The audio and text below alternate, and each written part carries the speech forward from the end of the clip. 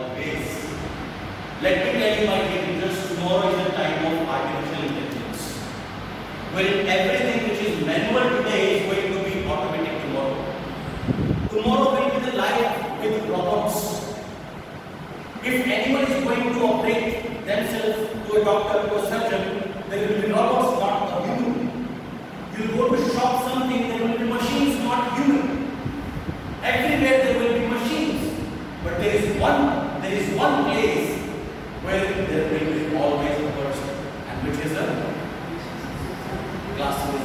There was a teacher, there is a teacher, and there will be a teacher. No machine can replace a teacher. You please take my words. And with that note, I would say that teaching profession is going to be the most chosen profession in future, the best profession in future. If you think it is not best, you are mistaken. It is the best profession for me, because no one touches the feet of even a president, but even a president touches the feet of his teacher. Make sense?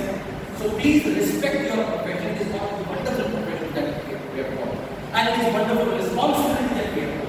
We are teaching to the future of the country, which is very, very important. Do you get the same type of learner in your classroom? Same type of learners? You have approximately how many students in a class? Tell me. 40? 40? Are they all same type of learner? Different types of learners? What all types? Tell me. So it has slow. Then it has slow, fast speed. Average. And average. And if I divide it, then that is also there. So I am considering that also in fast manner. So if I divide 40 in 3 categories, so 10 are fast, 10 are slow, rest are average. Is it? Yes. Almost same, plus 2 minus 2 happens everywhere. Your fast students, your above average students, you will teach them this much and they will give you result that much.